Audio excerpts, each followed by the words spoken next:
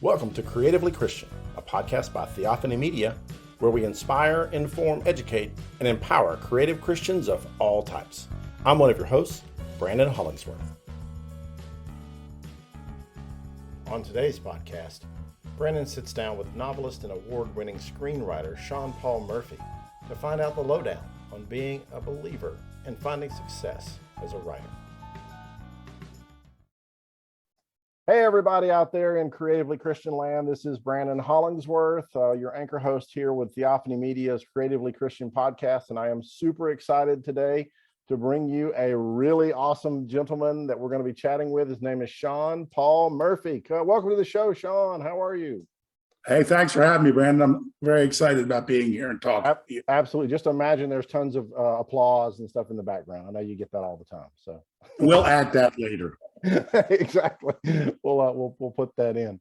All right. So Sean, I'm going to introduce you to our audience by reading your bio. Thanks for sending that over. And I'm just going to read it just like it came. And I hope I get all the words right. If not, feel free to correct me. Sound good?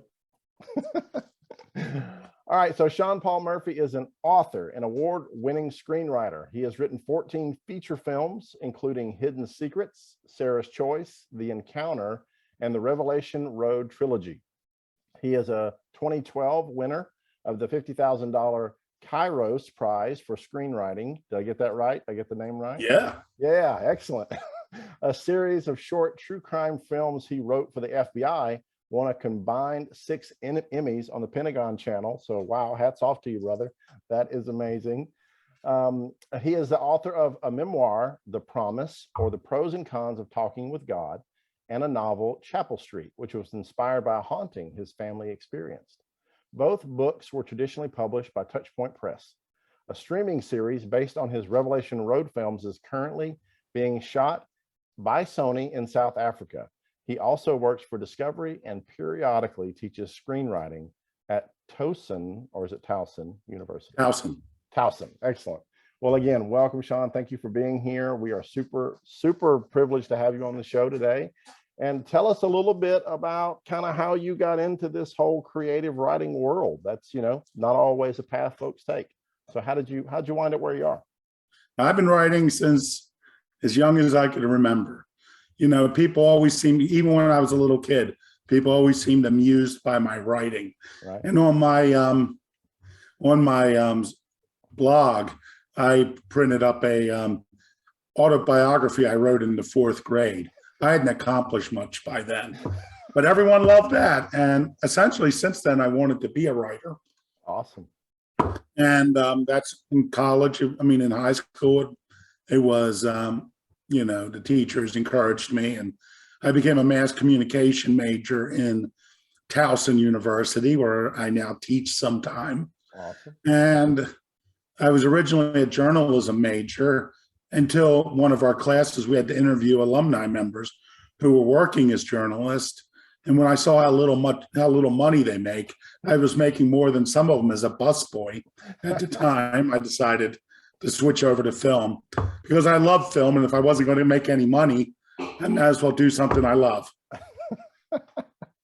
Well, you and I, to some degree, have some similarities there. I started writing in the 5th grade and fell in love at that point. So not too much longer after you. So yeah, I bet that first autobiography was pretty short in the 4th grade. Yeah. Hadn't had any Emmys on that. Then again, I will say I am not an Emmy winner. Okay. My films have won Emmys. Gotcha. I have not won. Gotcha. Very, very good point. Point of procedure there. So thank you for that, Sean. So talk a little bit about the decision, to step into film. Had you had any screenwriting experience up to that point? Had you played around with screenwriting, or was it just hey, I'm going to go do this and jump into the deep end of the pool? Well, when I took film, I wrote some scripts for our short films, but no one I knew was a screenwriter. I lived in Baltimore, still do. Uh-huh. So there wasn't a path to becoming a professional screenwriter. But I was working for an advertising agency. I got laid off, and I was watching VHSs. That show you how long ago it was. And I saw a movie, and I thought I could do better than that. And over the course of a week, I wrote the entire script for a movie. It was bad, right. But I was the first person I knew personally who had written a feature script. And then after that, I wrote another one. And that one actually got Hollywood attention. And I wrote a third one that also got Hollywood attention. Wow. So I was off to the races, as it were, at that point. That's awesome. So how did Hollywood see the second script? I know everyone's first script they put in a drawer and no one ever gets to see it. I get that. That's the way mine is. Yeah, the first one was terrible. But how did the second one? Yeah. The funny thing is, they were the second two scripts were kind of faith-based, and the first one was like an end times thing called The Mark, and it was picked up by a.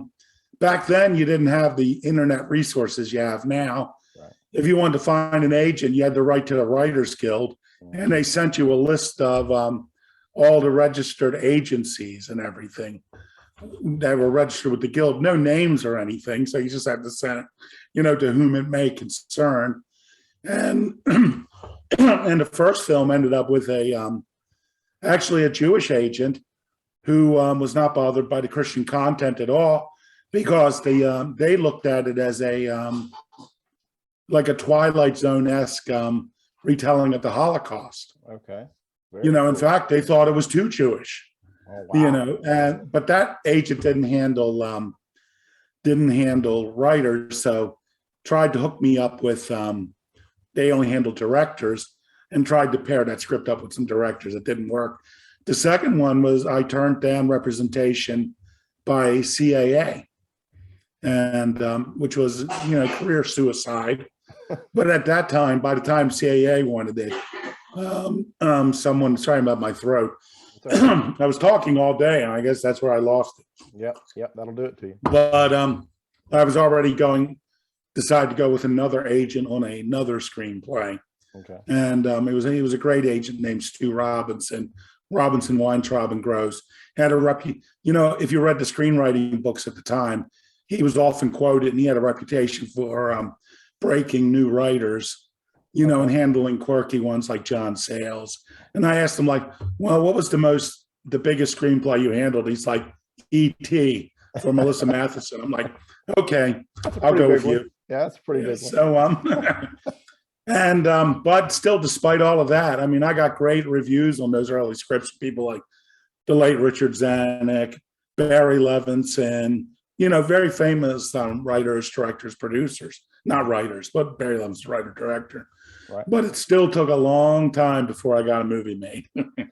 Yeah, so there's a whole lot to unpack there. So I want to kind of go back, and the first thing I want to talk about is, a lot of folks, especially these days, Sean, they don't really understand what it was like to come from the world that you and I came from.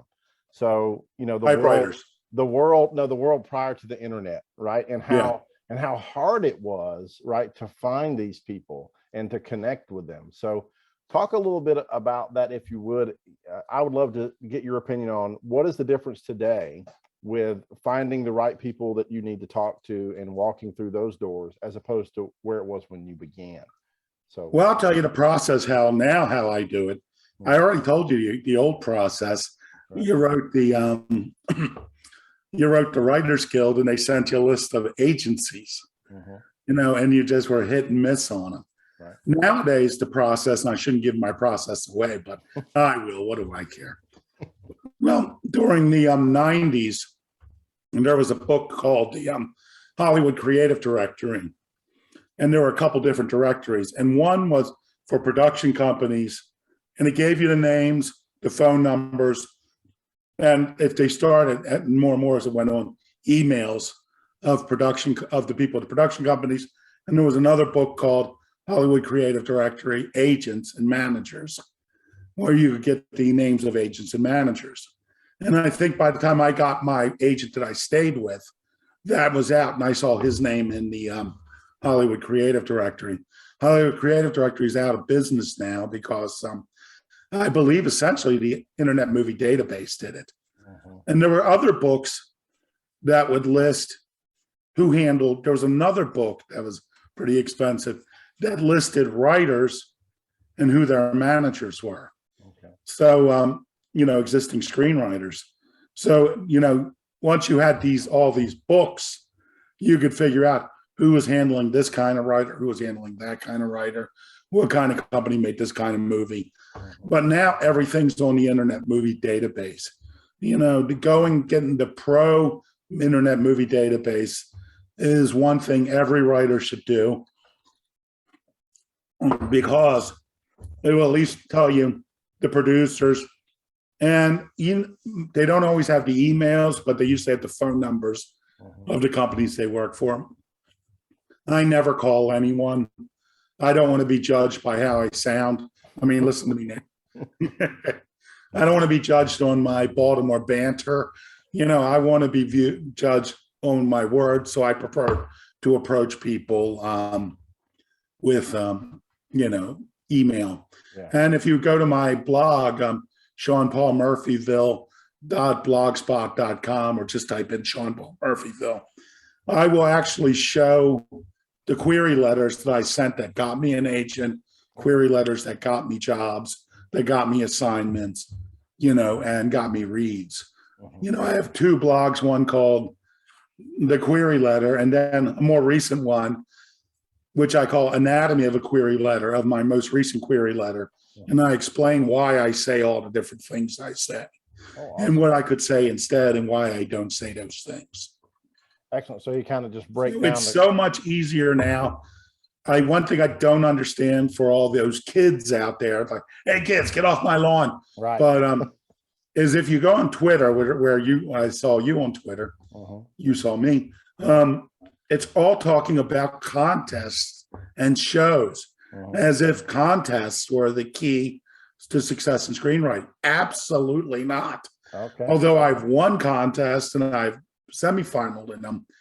When I was first a screenwriter, Nichols there were probably only a couple contests, and I never entered any of them.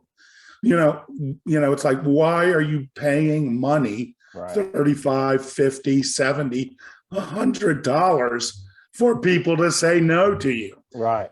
I don't know why I'm having such problems. If you contacted the producers themselves, they'll say no to you for free. It's true, they will.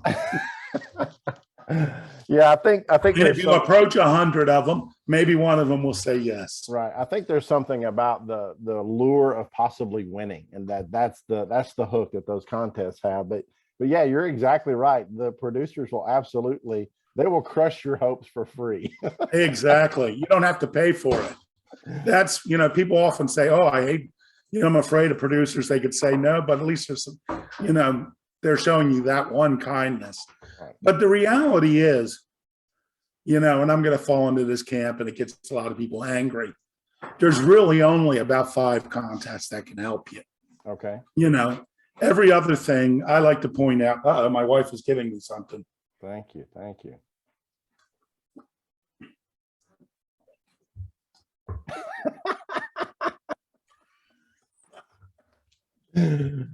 Well, I don't know for sure what it is, but I'm going to drink it. If your wife gave it to you, it's got to be okay, right? Exactly. Wow. So, Sean never drinks alcohol. Well, I did just now. I cleared it up, right? Yeah, cleared it up a bit. It's gonna be one thing I want to say about the contest. The good thing is, I remember I was in a film festival. This was like my first feature, and we were up against another film that had already won a previous competition. But I wasn't intimidated because it was a competitive thing, because I knew the competition that had won before at the other film festival was essentially 5 guys sitting around in a club basement watching movies. It was a very small film festival. Right. But one thing I rembered is the director of that film, the writer-director, when he died, whether 50 years from now, the first thing he's going to say on his obituary is, award-winning filmmaker Joe Smith died. Even though it was the smallest possible, it would be hard to imagine a film festival smaller than the one this guy won. And this film was never professionally distributed. So I understand the people's need to do that, the desire to do it. And my advice for those who don't want to forward their career, just become an award winner, is to go to what's that, Filmways or whatever, Right. and go and look at the newest screenwriting contests and the smallest ones. And enter Enter those. them, and then you'll get your award-winning filmmaker. And you'll get that. But essentially, most of the film festivals, in all honesty, are just ego strokes. I will say I like winning Kairos. It's faith-based oriented, and they gave away a lot of money. Yeah. I was second runner-up, so I only got 10,000 of the 50,000. But $10,000, is a lot of money. Absolutely. So what you're saying, Sean, is that I can go enter the Hoboken Community College Screenwriters Award, and maybe get an award winner on my resume, right? Yeah, that's what I would say. Or the Chattanooga Microbrew Cinefest, and enter those contests, and you have an excellent chance to be an award-winning filmmaker. Awesome. Awesome. And then you can say when you put your career, my award-winning script, but just don't say what it won. Right. I love it. I love it. Let them assume it's the Nichols or one of the bigger ones. So you said something there I want to tease out, and it's a really good tool. And I think for our audience would be really great for them to hear this again and really take you at your word that the IMD Pro membership, and we're not sponsored by anybody, so this is not a plug other than just a good tool to give you a leg up, is really one of the best tools you can have in your tool belt these days. Would you agree? I've heard that many times. It's 100% the best thing. It's better than any of these places like Blacklist or Coverfly or Inktip. Though I will say I didn't like Blacklist. Right. Inktip, on the other hand, at least before, was excellent. I sold a script off Inktip, and I was given a paid assignment for a feature off Inktip. But the IMD Pro, it's great. When you write a new script, you think of what I would do, and what I do is I think of 50 films that are in the same genre, the same market, as my script. Then I go on and look at all the producers and the directors of those films. And honestly, you're better off with the producers than the directors, because directors are mostly not the people with the money who make the decisions. Right. And also the good thing is about Pro as well, other than giving you the information, it also tells you how many things they have in process, like script, pre-production, acquired, optioned. And if it's one guy and he's only got like 5 credits, and he's got like 32 things optioned, you may not want to go with him, because it's where's my script going to fall in his schedule of things. Right. It's going to be backlog. So this gives you so much information about people. Awesome. Yeah, that's great. That's a great tip. So I want to talk a little bit about. And there's something. If you're looking for an agent or a manager, I think it's called everyone who is anyone in Hollywood. So just type that into Google. Everyone who is anyone in Hollywood. And it's a guy, a bitter writer, because he writes a bit of his journey.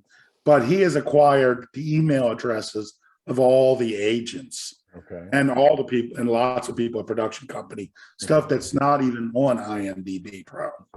And here's another thing, at least in the old days, you send something out to a big agency and they say they don't read, they didn't look at it, they deleted it. Trust me, everybody reads. That's good to know. If they're responding to you, they read it. And because it's like, when I got the opportunity to be represented by CAA, I had previously received like 10 to 12 rejections from them, from other agents. And they were all said they were from the mail. This is back when you used to mail query letters. Right. And, you would, I got these things saying, we do not read. No one read your letter. But then somebody read it and liked it. So there you go. Yeah, and I think that's great that, because a lot of beginning writers, especially screenwriters, they fear the slush pile, right? That is like one of the biggest excuses why they don't finish that script, or why they don't query that script, or why they don't send that script, is they're afraid they're just going to get lost in the slush pile. And it sounds like you're saying, don't fear the slush pile. Send it anyway. No, embrace it. Okay. Here's another thing, and this is a problem with people who do contests. And I've talked to a surprising number of screenwriters. I'm pretty accessible. I'm on Twitter. People ask me a question. I'm on Facebook. I'll try to answer. But, there are people who have won contests. And then a year later, they're disillusioned because they assumed they didn't have to query people. Right. It's like, oh, I won this contest. People are going to come to me, and maybe one or two people will. But the reality is, winning the contest is just makes your query letter better. Right. People, unless it's Nichols or like one of the top one, people are not going to be knocking on your door, to get your script. Yeah, and even if you get a film made, they're still not going to come knock on your door, right? You still have to hustle. That next film, it's like you're really just starting over from scratch. You might have, like you said, a better query letter, but unless you know somebody who's got money for your next film, you got to start at square one, right? Well, it's funny. I was actually thinking about that today because I was going to write a blog about that, but it's really not true. Okay. Because, I've made Hollywood films because 12 of them were shot in Los Angeles, so right. They were Hollywood films. But, does that mean there are people knocking at my door for the next script? And the answer is mostly no. And, but, I get people contact me because of, they've seen my films or something, or they've seen something on Inktipped. And the fact that I've made these films. So it's like, I am a step above. Right. But, unless you're working within the studio and you have a big agent, to a degree, you're right. It is everything you do is you're starting at block one again. But, it's true, but it's kind of not true as well, because I was thinking about writing a blog, and I'm like, you know what? I do get opportunities because of what I've already done. If I didn't do anything, I wouldn't be talking to you right now. Right, but I think having 12 produced films is a little bit different than your first one, and you're a known quantity now. They know that you produce, right? They know you're dependable, you deliver. So I think that's probably the nuanced difference that you're. But I tell you, when I got my first agent, all I've ever written was product descriptions and a couple TV commercials and some movie reviews for a singles publication in Delaware. So it really comes down to the idea. People are looking for the next idea, the next great idea. So, if you took the time to write the script, try to see, I think why a lot of people don't bitch, it's fear more than anything else. Absolutely. Because a lot of people, particularly those in small markets, and I'll include myself in that, just that they finish the script puts them well above everyone they know, as a writer, and, absolutely. Or finishing anything really and having it be quality is a huge thing. So, but when you send it out to Hollywood, you're not competing with your neighbor, the people in your, at the library who are in a screenplay club. Right. You're competing with, I always say William Goldman, but he's dead now. You're competing with Paul Anastasio and Shane Black. I mean, there's only so many slots where scripts or films are going to be made. And all those screenwriters you've heard of, these famous ones who make $1 million. I mean, I love the Script Notes podcast, with John August and Craig Mason. When I send out a script, they're sending out scripts too. I'm competing with them. I'm competing with everyone who's out in Hollywood making a thing. Absolutely. And, you got to have enough confidence to say, look, I think mine can win. I think there's somebody out there who's going to like this and make this movie.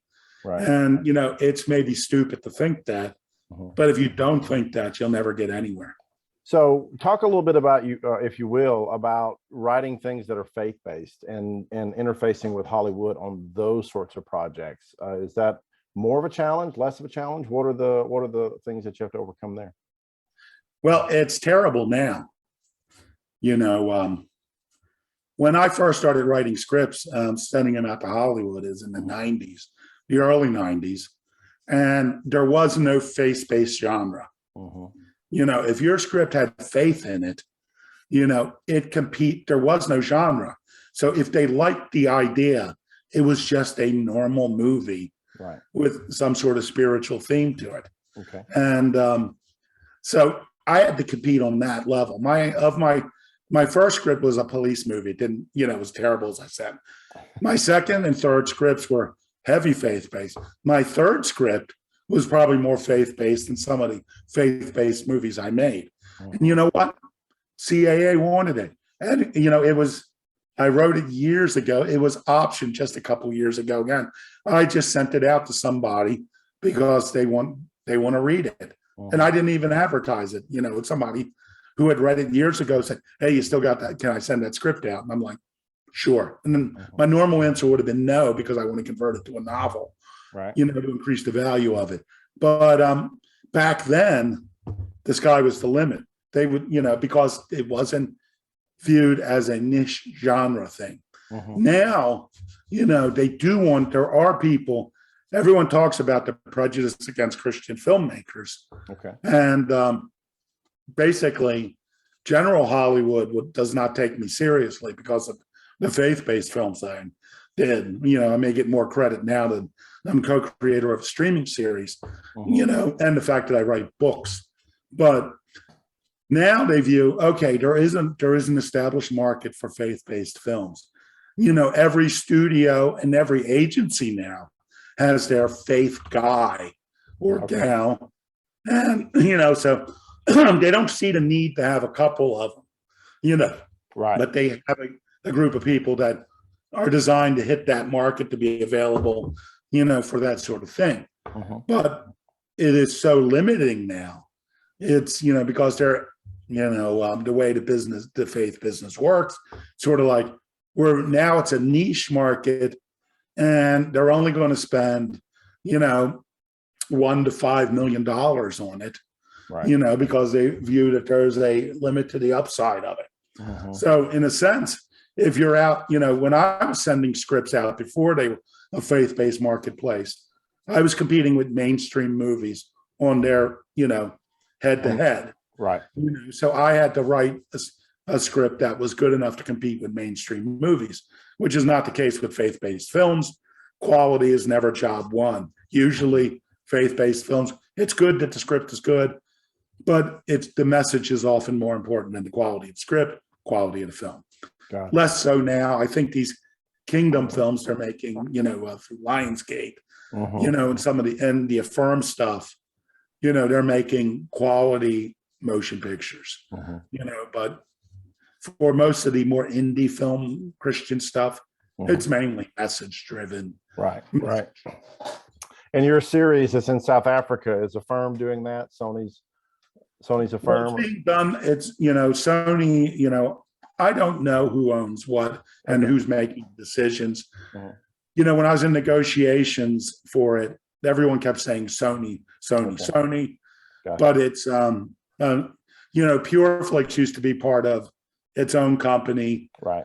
And when, Sony bought Pureflix, I think it's being run through Affirm. Gotcha. I could be completely wrong about that. Okay. And those people that used to be Pureflix are now called Pinnacle Peak. Right. And Pinnacle Peak is producing it. The money's coming from Sony. I don't know whether it's coming out of the Pureflix pocket, the Affirm pocket, the Affirm Pureflix pocket, right? Or Sony. Yeah, complicated. And that is such a great note as well for creators out there to understand, is that none of this stuff is cut and dried, right? None of this stuff is like it. There's not a clear path. Everything is its own little monster and gets put together like its own little Frankenstein in order to create a movie. And that's really, really important to understand, because so many people have it in their mind that they write a great script and then somebody likes it, then it's going to just get made magically. And no, there's so many little hurdles you have to overcome and so many little things. Well, they should read my blog, because I do writing tips, and it's not less about how to write screenplays. Most of it is had the business aspect. I do things like character descriptions, why they're important, but I also do things like about contracts and cross purposes, make the changes, when to say no to somebody. That's a very difficult thing, is when somebody wants to hire you or someone wants to buy your script. And then, but, particularly if it's your first thing, and it's a horrible deal, sometimes you have to say no. Yeah. And wise people will say no. It's very difficult if you've been writing scripts for 5 or 6 years and somebody says, oh, we want to make this movie. And then it's the worst deal in the world. Or they make bad movies. Right. And it's like, if the script is good enough that they would take it, maybe somebody else will take it. But it comes down to it. I always say people are entitled to make a mistake with their first film. And then after then that will disillusion you enough that you'll endeavor to make good decisions with the other scripts. Yeah, and that's great tips for our listeners and our viewers out there. First, go check out Sean's blog for sure. It sounds like it's a wealth of information. But yeah, absolutely. Some jobs you may want them, but they may be bad for you. So avoid them if you can. Yeah. So talk a little bit, Sean, if you would, about you write lots of different stuff, lots of different genres, but also you write different types of things. You're writing novels and you're writing series now. You're obviously screenplays and movies. Some people say that's kind of like committing Harry Carey, right? That you're kind of messing yourself up to do stuff like that. You should kind of find a niche and stay in it, and just ride that all the way to the end. Talk a little bit about what's it like to be, a kind of a varied writer, and what that does for you. Well, I think it's less, the career suicide thing is less about what format you're writing at and how it'll be presented than genre. Okay. For me, I have an existing faith-based audience through the movies. It's what one agent called platform. Right. And they seem to indicate their platform, this was a book agent, was more important than the book itself. So as a result, it would be smart for me just to do faith-based things. But that was never my goal from the beginning, just to write one kind of thing. And in case of my book, my first book, The Promise, or The Pros and Cons of Talking with God, is a memoir. That's a certain genre. Chapel Street, my second book, which is a novel, but it's loosely based and inspired by a haunting my family experienced and the deaths of 2 of my siblings. And, and that's a horror novel. And that got there's a very strong faith element. I would say, once again, it's more faith in there than some of my faith-based movies, but it's marketed strictly as horror. And even horror people who are not inclined towards Christianity really liked it. In fact, the worst review I got was from a Christian site because of all the stuff I put in it. So you would think, okay, well, maybe I'm a horror writer, but my next book is more of a coming of age comedy. So we'll see. But no, it generally is, everyone will advise you to get in a lane and stay in it, so. But I don't know. I can do it. So is what is driving you to kind of be this, this kind of multi-tool in the writing world? Is it really just the stories that you want to tell? Or is it you kind of see that, hey, there's a place over there that needs this kind of story? Well, I try not to see there's a place that needs it, because anytime you try to gauge the market and then create something, you're always years behind the trend. Right. Even if it's happening now, if you write a movie, it's not going to be, available and for 2 years. And, even if it's an independent film, before it's readily available, it'll be 18 months to 2 years. And practically the same for a book. For books are a huge commitment in time. So I don't write a book unless there's something really personal in it for me. There's, so far in all 3 of my books, there's a strong element of autobiography. They're all first person narratives. And the first one, because it's a memoir, when the character says it's me, it's 100% me. The second one, it's probably 85% me. And in the third book, it's probably 65% me. But I'm still dealing with, in the books. Now, most of my movies were written on commission. Okay. So people said, Sean, we have we'd like to do a movie on this subject. and will you write a movie on that subject? And in the old days, it was like, yeah, I'll write a movie on that subject. Oftentimes I'd throw out whatever they gave us to write. Right. And I had a partner at that time too. And it's sort of like, they give us oftentimes the thing we're supposed to write, they only gave us a paragraph, very broad paragraph of what they wanted to write about. And sometimes Christian films are inspired in the faith market, the Christian films. The subjects come from an investor who has a personal interest in some subject, or like a mega church that has an interest in a subject, and they approach somebody, can you make a film on this subject? And then they approach me, and then yes, I can.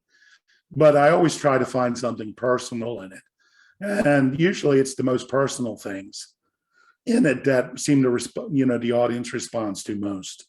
So it's advice I give people. Even I'm not an astronaut, but if I was forced to write, not forced, I'd be happy to write something about someone in a spaceship, from the Apollo program. Even though I'd have to research, I'm not an astronaut, but they're human beings and we all experience the same emotions. So, I would make it emotionally real to me as well, and I think that's the key, by writing on assignment, is finding a real emotion, your own personal hook into the story. Sorry, when I was writing the films for the FBI, they were almost always based on real, actual cases.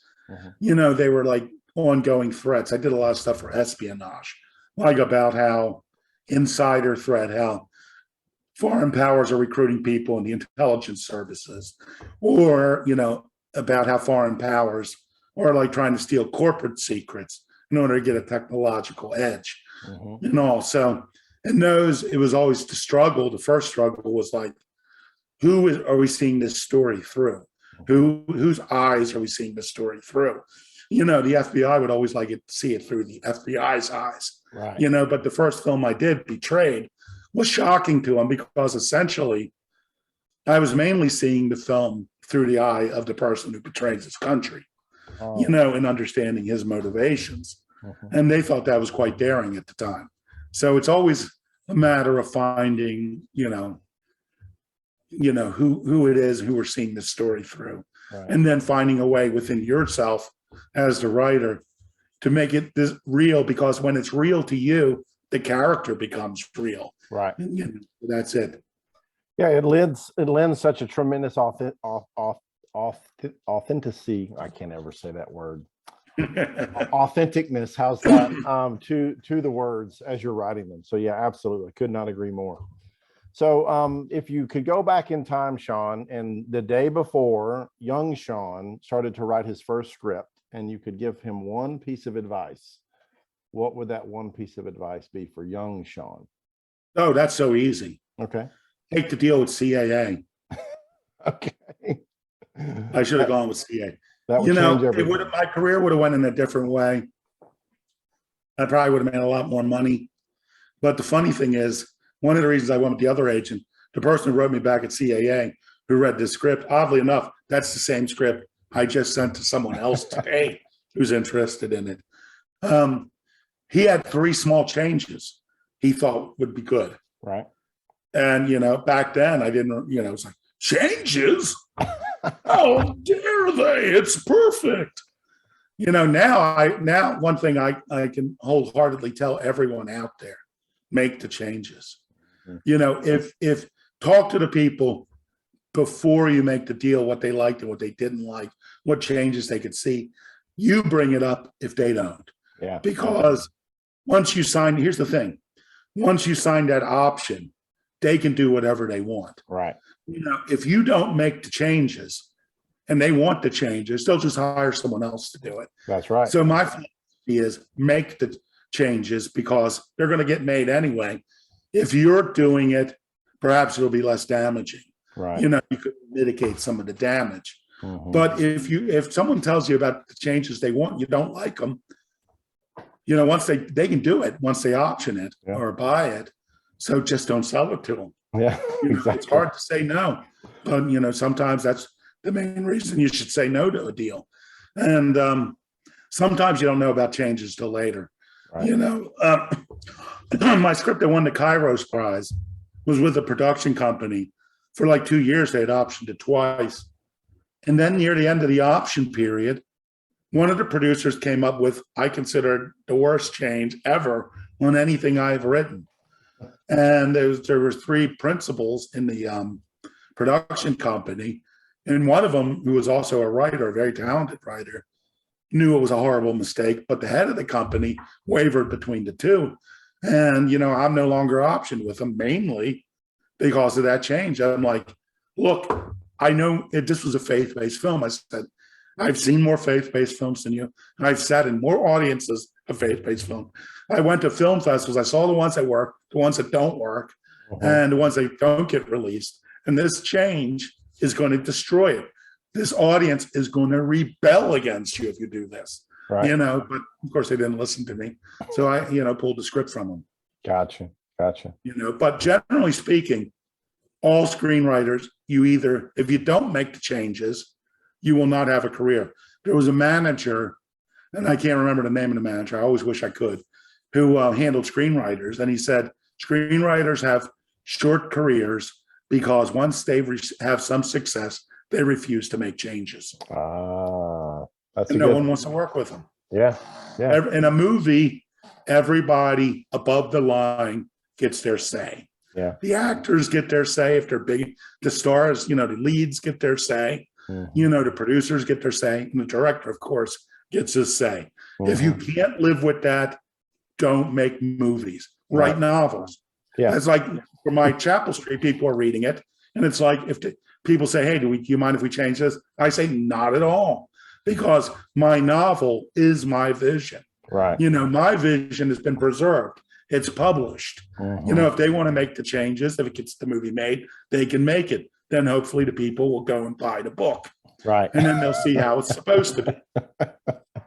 Absolutely. This is legitimate advice I give people. Oh, yeah. Yeah, absolutely. And that's really important advice. Nobody wants to ever be out in Hollywood, wants to be the first person to say yes. So, you know, they want existing IP because then they don't look like idiots bringing it to their boss. Well, look, you know, this person liked it or that person liked it. You know, I'm not stupid for liking it. So now anytime I'm thinking of writing a script, I write it as a book first. And, you know, you get no power, you know, additional IP power for self-publishing unless you sell like 3 to 10 million copies of it self-published. Right. But if you can get a legitimate traditional publisher to publish your book, that gives you so much more credibility to try to sell that same script later. Yeah, because you've got a built-in audience as well. So when you go to pitch, well, yeah, but even if the book doesn't do well, it's a small publisher, sold 5,000 copies, 10,000 copies. Right. I mean, yes, you don't tell them that. You say this, and hopefully you got a lot of reviews. You quote the reviews, and suddenly, you know, you're a member of the club. You're someone they will take seriously. Right. Right. Absolutely. Well, I mean, so much amazing, good advice, Sean. I thank you so much for it. Please let everybody know where they can find you online as we kind of wrap up here. Any kind of social media places we can find you and follow. You mentioned Twitter, but just list them. Yeah, I'm at Twitter. I'm Sean Paul Murphy. I think all one word. So you can find me on Twitter. I follow back. I'm not a jerk unless you're from like Nigeria and you want money. Or you're a woman and you're looking for marriage. I usually don't follow. Or if you mention Bitcoin in your profile, I do not follow back. But everyone else, definitely all writers, I follow back. I'm also on Facebook. You can find me as Sean Paul Murphy. That's SEAN. I'm on Instagram, but on there I'm found as Sean Paul Murphy. You know, so I'm not as active on Instagram, but I do check in every once in a while. I'm on LinkedIn, Sean Paul Murphy. And the best place, if you want the wit and wisdom and hard luck stories of Sean Paul Murphy, would be Sean Paul Murphyville. You know, just type in Sean Paul Murphyville, it'll take you to seanpaulmurphyville.blogspot.com. And be sure to pick up my book, Chapel Street, if you want to see how to put faith in a completely mainstream book that will reach people who would never think of reading a Christian book or a Christian movie, seeing a Christian movie. All right, I love it, and I'm definitely going to pick that up. And everybody, go be sure and check out all of those links. That Wit and Wisdom and the Hard Knocks, I think, is a great way to put that. And I can't wait to jump onto that blog and read that stuff. Sean, I can't thank you enough for being on, and I would love to close us in prayer today, if that's all right. Okay, go right ahead. All right, let's do it. Glorious Heavenly Father, we just come before you today, thanking you so much for this opportunity, this technology that connects Sean and I. We thank you for this opportunity just to get to know each other better on this side of eternity. We know we're going to be hanging out, laughing, and hopefully writing and worshiping you absolutely for eternity. But it's great to get to know a brother on this side of glory. And so, Father, I just pray your blessings upon him and upon Deborah, his wife, and upon their whole family. I pray that you bless the work of his hands, that you prosper him if it be your will, Father. And I pray for everyone who's listening and who's watching this today or tomorrow or whenever. I pray that they will be enlightened and encouraged, Father, by this message. And I pray that there's something in here that will help inspire them to do your will in this world, which so desperately needs salt and light. Help us to use our gifts for your kingdom in all things and in all ways. Help us to be good stewards of your Son's forgiveness, and help us to always remember his sacrifice on the cross. In Christ's name we pray. Amen. Amen. Thank you. So again, Sean, thanks for being on. We hope to have you back again sometime if you have the time. Maybe once the series comes out on streaming, maybe we'll have you back on if that works. Well, it depends how it turns out. If it's bad, even if it's bad, we'll have you back on. Does that sound good? Okay. It's going to be great. Everyone should subscribe to PureFlick. And I mean, it's going to be amazing. Yeah.